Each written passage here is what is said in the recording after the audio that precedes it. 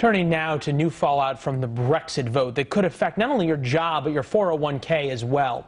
Nigel Farage, a leading pro-Brexit spokesman and head of the UK's Independence Party, says he is stepping down, telling reporters he's reached his goals. But there are plenty of questions in Europe and here at home about the economic fallout from Brexit.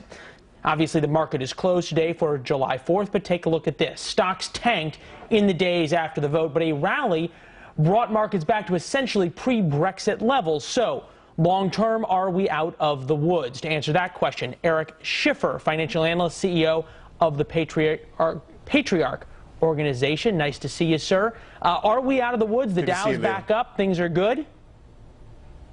Well, look, this situation has been really a disaster, certainly for England. A lot of people thought it would be a good thing. It's proven to not be a good thing. I think short term to medium term, it's actually will be good for Americans in many ways, because certainly if you've ever wanted to go to England, now's the time, because the dollar is so much stronger against the pound. On the other side of the fence is that there is the potential for things to slow down because consumers in England won't have as much money. But the benefits to Americans are great because interest rates will either stay at where they're at or actually can go down even lower. So great time to refinance things, to do borrowing, etc. So all in all, it should be pretty good for consumers. Yeah, you have to think it's unlikely that the Fed is going to raise rates in a time like this. But as you look at this in the broader picture here, we have no idea how Brexit's going to affect things. We don't even know if Brexit's going to happen, how it's going to happen, when they're going to invoke Article 50 and those kinds of things. So how can you say it's proven to be a terrible thing when we have really no answers to any of the questions?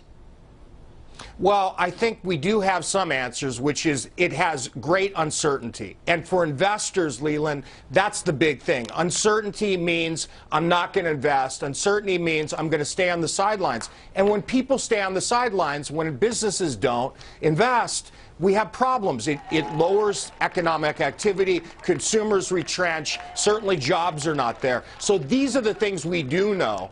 And it's a concern. It's a concern certainly in the United States, where this was being compared to what's happening in the United States. And sometimes what looks to be a good thing may not always be a good thing. All right, so fair enough on the timing of this. You know, if you think about the last couple of financial crises that we've endured, we saw the Greek financial crisis. Everybody thought that was going to melt down the world economy. We saw the run on the banks in Cyprus. Everybody thought that was going to be the end of the economic growth that we had seen as of late. Is part of the problem with Brexit that you can't solve it right away? This isn't something that can happen in a couple of days. There can't be an overnight bailout and then poof, we move on to something else?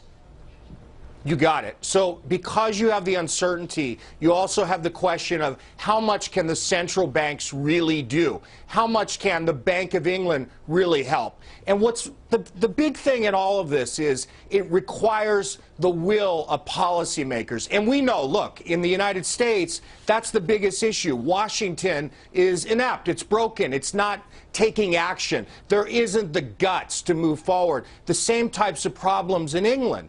And it really will require policymakers to step up, to cut taxes, to look at ways to be able to stimulate the economy from an infrastructure standpoint. So unless that happens, you're putting a Band-Aid on things. Last 30 seconds for you, moving this back home. You talk about uncertainty. A lot of uncertainty here at home is whichever the new president is going to be, their economic policies are likely to be vastly different. President Clinton, President Trump, very different economic outlook. When does the market start pricing that uncertainty in?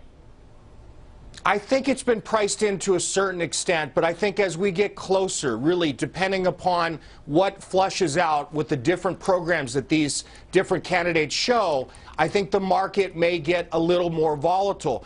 The good thing is both candidates want to invest in infrastructure, which certainly isn't necessarily a Republican issue on the part of Trump, but it's a good one for the country. So I think that the markets will see that, and that could be overall a good thing. But look, it's hard to know, certainly short term, what will happen. I think in the short to medium term, with respect to Brexit, I wouldn't worry as an investor in the stock market. I think that the U.S. economy is still good, and I think that the Fed will be watchful about what happens. So I don't think it will affect American investors.